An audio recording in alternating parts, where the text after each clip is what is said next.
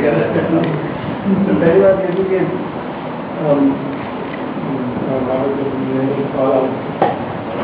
میں نے اللہ کی سوورنٹی 3 پوائنٹس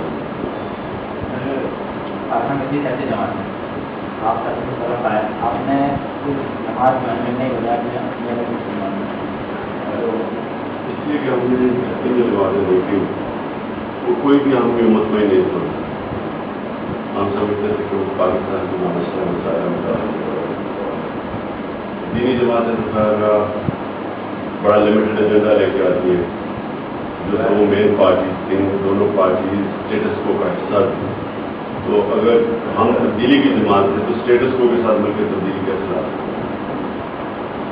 آج دینی جماعتیں حصہ تھیں یا ہیں؟ کیا مطلب؟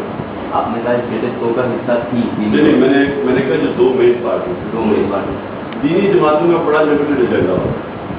اور وہ دیکھو جو نالج ہوتی ہے نا وہ کسی کا انتظار نہیں کرتی، وہ آگے بڑھ رہتا ہے. جو مسلمان جب اپنے عروج پہ پہنچے تھے تو انہوں نے جو گریک فلسفے تھے یہ مسلمانوں نے ساروں کے ترجمے کروائے تھے، ایرسٹاٹل کے اور ساکریٹس، اور انہوں نے جو نالج کو پھر وہ آگے لے کے گئے، لیکن انہوں نے ایگزسٹنگ نالج کو استعمال کیا، سمجھا، اور پھر اسی تھاٹ پروسیس کو آگے لے گئے. اب جو نالج ہے وہ ہے مغرب کے پاس. ہم تو سارے ظاہر ہیں مسلمان کو ساری 20 یونیورسٹیز ہیں جو کچھ بھی انٹرنیشنل اسٹینڈرڈ کی کہہ سوال مسلمانوں کے اندر. صرف جاپان میں 1000 ٹوکیو کے اندر 1000 یونیورسٹی ہے. تو یعنی کہ آپ بہت پیچھے رہ گئے ہیں. تو جو دینی جماعتیں ہیں وہ یہ سمجھ ہی نہیں رہی کہ جو نالج ہے وہ آپ کسی کی منوپلی نہیں ہوتی نالج کے اوپر. کوئی بھی معاشرہ نالج کو آگے لے جاتا ہے.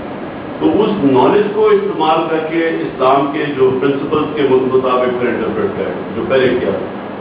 تو وہ میں سمجھتا ہوں کہ ان لوگوں کی ان کی ویژن نہیں ہے اتنی بڑی.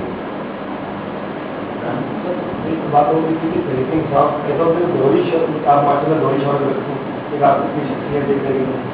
لگتا نہیں ہوا ایسا کہ آپ کی شخصیت کی پسماندہ بھی چلے گی. لیکن جب پارٹی ابھی نمایاں نہیں ہوتی، آپ لوگ ہمارے نہیں جانتے ہیں، صرف میں ہی جانتا ہوں. تو ظاہر ہے ایک وقت تھا جب ہم چھوٹے تھے آپ کے جتنا بھٹو صاحب پیپلز پارٹی کا ہمیں پتہ ہی نہیں تھا کیا. لیکن جب وہ پاور میں آئے تو تب آدمی کو پتہ چلا کہ پیپلز پارٹی کا شروع میں ہوتا ہے لیکن پھر ایک ادارہ بن جاتا ہے.